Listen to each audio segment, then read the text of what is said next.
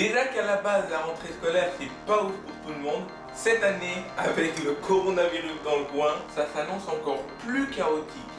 Donc à tous ceux qui n'ont pas envie d'aller à l'école, et aux autres aussi, je vous souhaite la bienvenue dans cette vidéo parce qu'aujourd'hui, on va traiter l'éducation des enfants. C'est parti, jingle!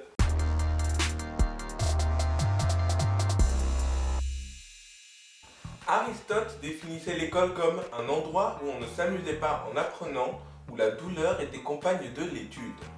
Saint Augustin disait que ça faisait voir la vie non pas par des rires, mais par des pleurs. D'ailleurs, les Romains avaient une conception si sadique de l'éducation qu'ils avaient même le dicton suivant: l'homme qui n'est pas fouetté n'est pas éduqué. Qui donc ne reculerait d'horreur et ne choisirait la mort si on lui offrait le choix entre mourir et redevenir enfant, disait Saint Augustin encore une fois. Comme quoi, à cette époque non plus, ça devait pas être une partie de plaisir. Protagoras disait même l'inverse de tout ce qu'on prône dans les écoles aujourd'hui. Il disait que la punition améliore. C'est ce que disait vouloir vérifier Stanley Milgram avec cette célébrissime et controversée expérience où un cobaye volontaire jouant le rôle de professeur infligeait à un acteur complice de 1000 grammes des impulsions électriques allant de 15 à 450 volts à chaque fois qu'il se trompait dans une réponse. À 250 volts, tu meurs déjà. Alors qu'en fait, ce qu'il voulait vraiment savoir, c'était jusqu'où un humain pouvait aller dans la cruauté et comprendre comment des millions d'Allemands sont devenus nazis durant le Troisième Reich. Hannah Arendt écrira plus tard: pas besoin d'être le diable pour être capable du pire, il suffit de répondre aux ordres sans réfléchir. On s'éloigne du sujet là. Oui, on s'éloigne du sujet. Si ça vous intéresse, je vous laisse quelques petits liens utiles dans la description. Je parlais de la souffrance dans le milieu éducatif. Les Romains avaient deux méthodes de sanction. Il y avait premièrement la méthode douce ou peine légère qui consistait tout bonnement à frapper la main des enfants avec une férule. Puis, il y avait la méthode dure ou peine supérieure qui consistait à rosser les enfants avec, au choix, un fouet ou un martinet. Pas ce martinet-là. Parce qu'il faut quand même savoir qu'à l'époque, éduquer se disait manum ferulae sub ducere, qui veut dire mettre la main sous la férule. Mais je suis sûr qu'il y en a parmi vous qui avaient des grands-parents ou des arrière-grands-parents qui se sont déjà fait taper la main avec des règles. Comme mon grand-père par exemple. Bah ça vient de là. Mais attendez, si vous trouvez que c'est pas si sauvage que ça, je vous emmène faire un tour à Sparte en Grèce. À Sparte, on traitait littéralement les enfants comme des troupeaux de bovins. Selon Plutarque, on aurait jeté les bébés mal formés dans le gouffre des apothètes, mais je vous rassure, ceci est faux, parce que de récentes fouilles archéologiques ont montré qu'il n'y avait aucun ossement d'enfant. La suite, par contre, est vraie. Jusqu'à l'âge de 7 ans, les enfants vivaient chez leur mère, mais confiés à une nourrice qui contrôlait leur esprit et leur corps en les massant avec du vin pour les fortifier. Bon, jusque-là, on les plonge dans du Cabernet Merlot, c'est chelou, mais ça va. Parce qu'à 7 ans, on les arrachait à leur famille pour veiller à leur éducation. Ou plutôt à leur élevage parce que, rappelez-vous, on les considérait comme des bovins. On les emmenait à l'agogé, c'est-à-dire l'école spartiate, pour les fortifier en leur faisant travailler dur, en les faisant dormir dans la paille, en les faisant marcher pieds nus toute l'année, en ne leur achetant qu'une seule tunique pour toute l'année, été comme hiver, et quelque part entre 7 et 12 ans, on les laissait tout seuls dans une forêt pour les renforcer et pour les laisser mûrir. Excellente technique. Et lorsqu'ils échouaient, on les frappait avec une verge. Une verge. Même si c'est vrai qu'il y avait beaucoup de pédérastie. Même si Plutarque dit quand même qu'on leur enseignait un minimum à lire et à écrire. Mais l'éducation spartiate, c'était surtout pour en faire des guerriers. Bref, la violence était omniprésente. Et c'est pas étonnant que quelques siècles plus tard, il y ait eu un philosophe pour penser l'enfance comme un calvaire. Il voyait le sceau de la douleur marqué dans chaque épreuve de la vie. J'ai nommé Nicolas Malebranche.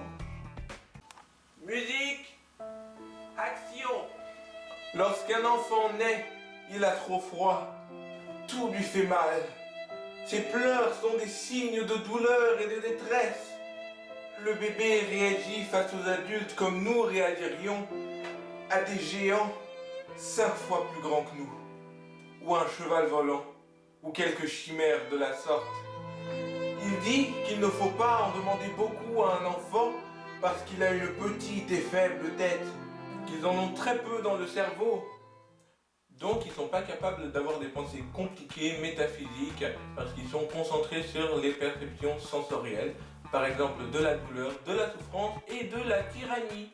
Et il accuse les mamans et les nourrices de les induire en erreur. Bon, je pense qu'on en a assez entendu là-dessus pour l'instant. Allons voir un philosophe qui avait une vision beaucoup moins violente de l'éducation, j'ai nommé Jean-Jacques Rousseau. Jean-Jacques Rousseau prônait une éducation où le jeu et la liberté et la découverte seraient les sources d'apprentissage. Dans son Émile, ou traité de l'éducation, il prend beaucoup de pensées d'autres philosophes.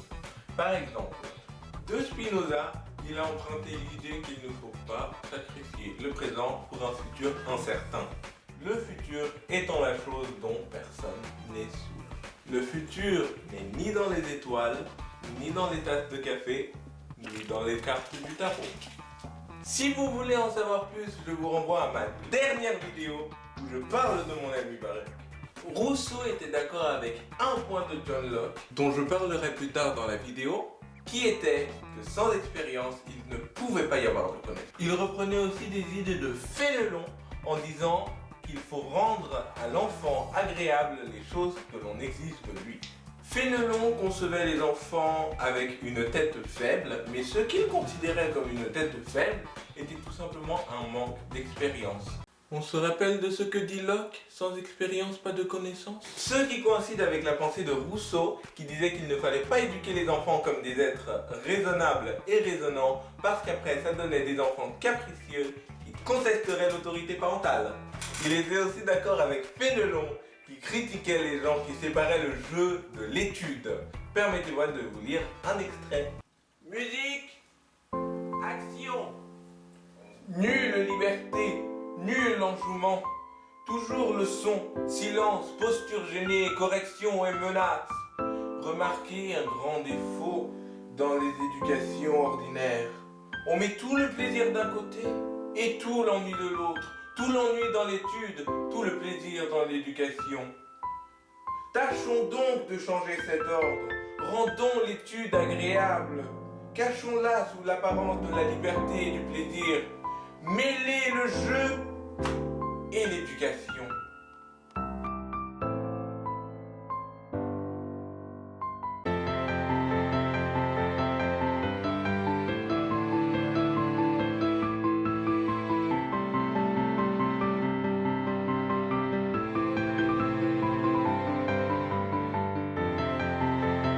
Et c'est ce qu'a fait Maria Montessori en popularisant la pratique. Mais il a quand même fallu attendre 2 siècles. Rousseau donc remettait en question tout le système éducatif. C'était un sceptique, comme le prochain que je vais vous présenter, Descartes. Et je parle pas des cartes à jouer. René Descartes reconnaît avoir été dans une très bonne école, les jésuites. Mais il dit n'en être sorti qu'avec des doutes, des points d'interrogation et des questions. Mais pourquoi donc? Penchons-nous donc sur un extrait du discours de la méthode pour voir ce que pensait Descartes de l'acquisition des connaissances. Il affirme que l'apprentissage des langues est très utile parce que ça permet d'avoir accès à des livres anciens où se trouvent énormément de connaissances comme les fables, l'éloquence, la jurisprudence, la poésie, les mathématiques, la théologie, la philosophie, la médecine et j'en passe.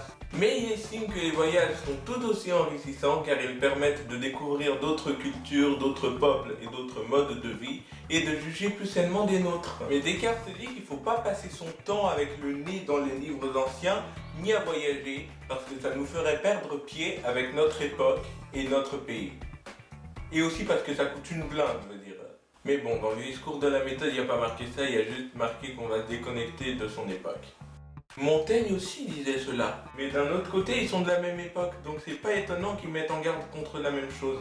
Mais à cette première mise en garde, il en rajoute deux autres. La première, c'est qu'il ne faut pas prendre les choses pour des vérités éternelles, quelles qu'elles soient et aussi vieilles qu'elles soient. Comme par exemple la fameuse phrase qu'on récite par exemple dans les écoles primaires, l'homme n'a que 5 sens parce qu'il n'en a pas d'autres. Alors qu'on sait très bien que c'est totalement faux et qu'on a découvert plus de 19 autres sens, dont la thermoception, la nociception, la proprioception, l'équilibrioception, Bref, je vais pas toutes les nommer, je viens de dire qu'il y en avait plus de 19. Bref, Descartes dit de ne pas prendre les choses pour des vérités atemporelles. De là sa fameuse phrase, savoir par cœur n'est pas savoir. Montaigne était d'accord avec ça encore une fois. Sinon, on vivrait dans un monde dominé par les idées reçues. La deuxième, c'est de ne pas prendre les opinions reçues comme véritables. Il faut s'en débarrasser pour pouvoir ensuite construire solidement. Et c'est pour ça que Descartes s'est mis à développer ce que plus tard on a appelé le doute cartésien ou doute systématique, qui consistait à douter de tout ce qui paraissait incertain et même certain. Par exemple, on pensait que la Terre était plate, elle est ronde. Que le Soleil tournait autour de la Terre, alors que non, c'est la Terre qui tourne autour du Soleil. Et en plus, petit fait comme ça, sympa, elle tourne sur elle-même à une vitesse de 1600 km/h. On pensait que le ciel était bleu, il ne l'est pas, j'en parlerai dans une prochaine vidéo. Mais il ne faut pas abuser du doute cartésien, sinon ça peut donner des situations comme ça. Mec, il est quelle heure ? Il est 19h37. Est-il réellement 19h37 ? Mon téléphone me cache-t-il la vérité ? Mon téléphone est-il mal ajusté ? La journée a-t-elle réellement 24 heures ? Théorie du complot ?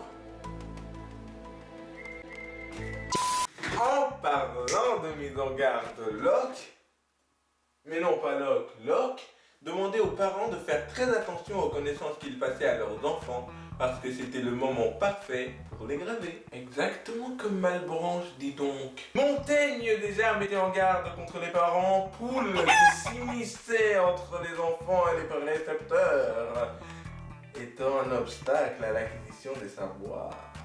Par exemple, qui d'autre que les parents pour élever les enfants avec l'idée que le bleu c'est pour les garçons et le rose pour les filles? Et c'est pour ça que plus tard ça va donner des hommes qui pensent que le rose ça fait pas macho, ça fait même efféminé. Ils penseront que cette aversion du rose est naturelle alors qu'elle est acquise, c'est-à-dire inculquée par les parents. Sauf que Locke il avait fait ça avec du miel, pas du rose et du bleu. Mais vous voyez l'idée, non?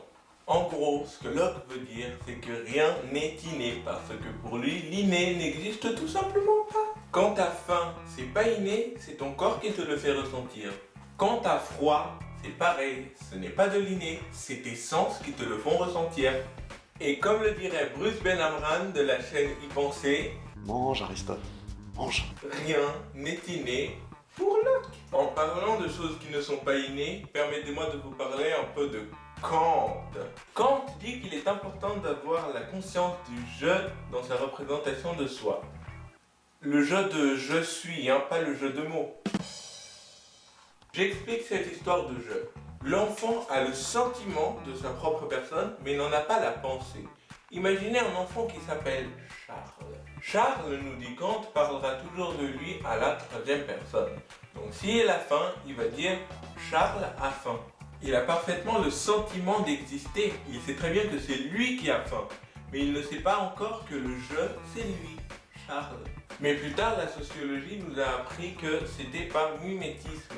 Parce que si les parents de Charles arrêtaient de dire « Est-ce que Charles a faim ?», Charles ne dirait pas « Charles a faim ». Et au XXe siècle, Émile Benveniste se penchera sur la relation du je au monde. En parlant de relation au monde, Socrate, enfin même si c'est à travers les écrits de Platon, pensait qu'on avait déjà toutes nos connaissances des vies antérieures et qu'il suffisait d'un bon guide pour les réactualiser. Et il a appelé ça la théorie de la réminiscence.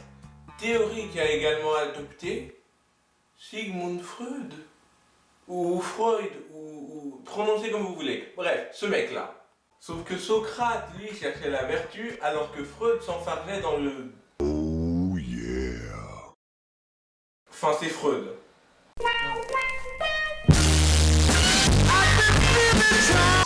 même si vous savez de quoi je parle, je vous laisse quelques petits liens croustillants dans la description. Socrate fait la démonstration de cette théorie à Ménon et interpelle un esclave. Socrate dessine à l'esclave un carré de 2 par 2 dont l'aire est donc 4. Et il lui demande quelle est la démarche à suivre pour créer un carré dont l'aire soit le double de celui qui vient de dessiner. En entendant le mot double, l'esclave double les mesures des côtés, ce qui donne un carré de 4 par 4, c'est-à-dire d'une aire de 16, alors que ce qu'on cherche, c'est une aire de 8, puisque l'aire du premier carré est de 4. L'esclave décide alors non pas de doubler, mais de rajouter la moitié d'un des côtés, ce qui donne un carré de 3 par 3, c'est-à-dire d'une aire de 9. Socrate souligne donc à Ménon que rendu à ce point, l'enfant est perplexe.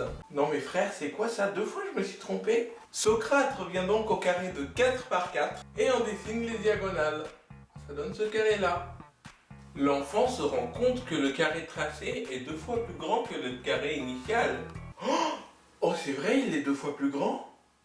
Oh mon Dieu, il me l'a vachement bien carré. Socrate dit donc à Ménon que toutes ces informations étaient déjà stockées dans son âme de ses vies précédentes. Et bam! Réminiscence. La sociologie nous a appris depuis que les fonctions cognitives ou opérations intellectuelles auxquelles fait appel Socrate dépendent de plusieurs facteurs. D'un côté, l'attention que va apporter l'enfant à ce que Socrate lui demande.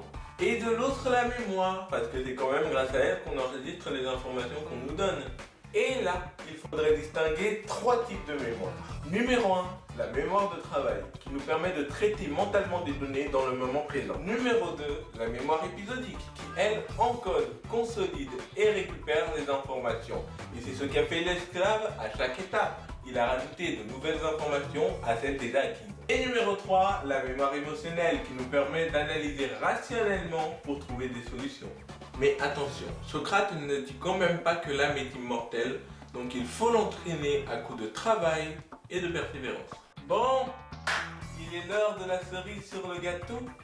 The Little Pépite de chocolat on the Sunday. Vous connaissez sûrement Spinoza pour son concept de conatus, qui est l'effort de chaque être pour persévérer dans son être. Et c'est pour ça que le coronavirus se propage si facilement, parce qu'il veut passer d'un être vivant à un autre pour pouvoir continuer de vivre, persévérer dans son être. Et je vous assure, c'est une volonté conatus et le concept de contingence. Ce qui est contingent, c'est l'opposé de ce qui est nécessaire. Par exemple, manger, c'est nécessaire, se payer des gueuletons, c'est contingent. Je vais pas rejoindre ce que j'ai dit dans ma dernière vidéo, et en plus, c'est nocif pour la santé. Ah ouais, c'est clairement la pensée de Spinoza. Mais voyons ce qu'il a à dire sur l'éducation. Alors, je tiens à rappeler qu'il n'a pas vécu une vie des plus heureuses. Si vous voulez savoir pourquoi, je vous renvoie à ma dernière vidéo. Et c'est sans doute pour ça qu'il est un peu aigri. Spinoza classe les enfants parmi les hommes fous, les insensés, les délirants et les hommes ivres. Pour lui, ce sont des gens de la même farine. Donc en résumé, ce ne sont pas des êtres raisonnables ou raisonnants pour lui. Exactement. Et il dit que si les parents leur enseignent la vertu, c'est par orgueil et envie pour constamment dépasser les autres. Parce que c'est en classant les autres qu'on se classe, en tentant toujours de garder bonne figure. Et c'est ce qui, selon Spinoza, donnera plus tard des adultes plus enclins à la vengeance qu'à la miséricorde, et qui, poussé à l'extrême, peut donner des gens qui veulent détruire les âmes des autres. Et c'est ce qu'on appelle des haters sur YouTube, TikTok, Instagram. Je ne prononcerai pas ce nom. Ou pire, des gens comme Hitler, Staline, Franco, Mussolini. Donc évitez s'il vous plaît d'être ce genre de personnes, parce que le plus grand progrès de l'humanité, c'est de ne pas avoir à vivre dans la peur et dans la crainte constamment. Attends, mais c'est pas Nietzsche qui disait ça? Si? Mais je vais pas parler de Nietzsche aujourd'hui. Peut-être dans un prochain goûter philo, mais pour celui-ci, c'est terminé. J'espère que vous avez apprécié la vidéo. Si c'est le cas, n'hésitez pas à aimer et vous abonner. En tout cas, moi je vous dis à la prochaine.